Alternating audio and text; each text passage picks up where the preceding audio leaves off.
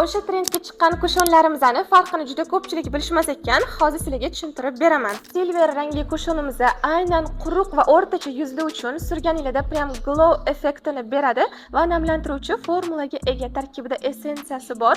Quruq yuzlarda, ajinli yuzlarda umuman yig'ilib ajralib qolmaydi. Qora rangli kushonimiz matviy finish qiladi yuzinglarni.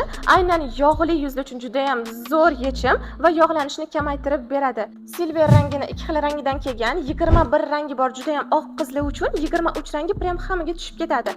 Bu matviy kushonimizni faqatgina 23 rangi bor.